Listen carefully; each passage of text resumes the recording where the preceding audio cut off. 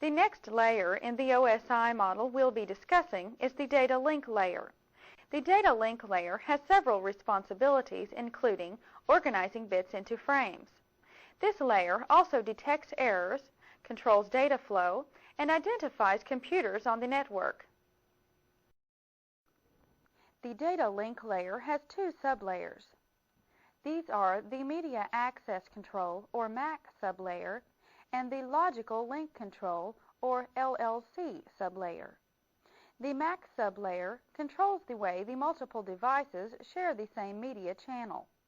The LLC sublayer is in charge of establishing and maintaining links between communicating devices.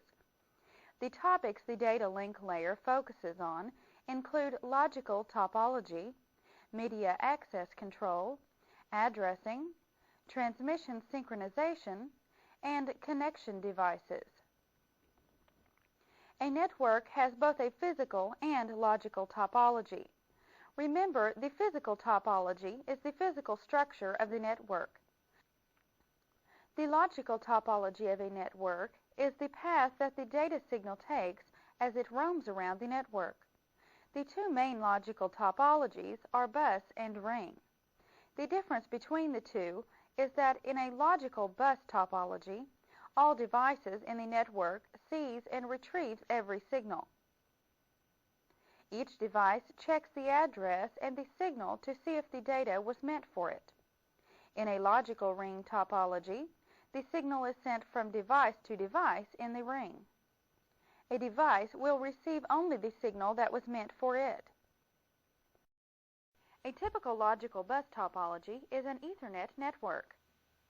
The signal travels the length of the cable and received by all machines on the cable segment. A typical logical ring topology is a token ring network. The signal travels in a ring from station to station. Signals are only routed through the MSAU.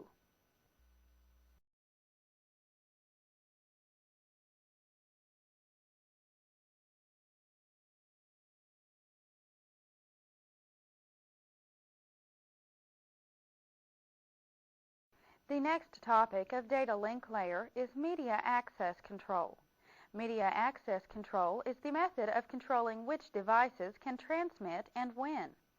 There are three types of media access control: contention, token passing, and polling. Contention is a method that will allow any computer to transmit whenever it has data to transmit. If two or more computers transmit at the same time, this will cause a collision and the data will be destroyed. Two methods that help reduce collisions are carrier sensing and collision detecting. Carrier sensing is a mechanism that senses or listens to the cable to see if it is busy. If it detects a signal, it will wait until the cable is free. Collision detection is a mechanism that transmits a jam pattern so all machines are made aware of the collision when a collision is detected. It will also stop transmitting from a random amount of time before attempting another transmission. Advantages of contention is the software used for the control is simple and also the media is accessed immediately when no other device is transmitting. Disadvantages include unpredictable access times, unassignable priorities, and as network traffic increases, collisions increase.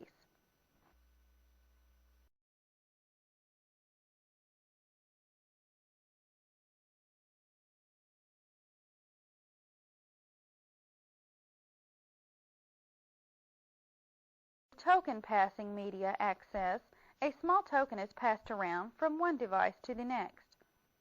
The machine in possession of the token has control of the media. This gives it permission to transmit. If another machine has data to transmit, it has to wait for control of the token before it can transmit. Once a machine has transmitted its data, it will retransmit the token. The next machine can then use it and gain control of the media.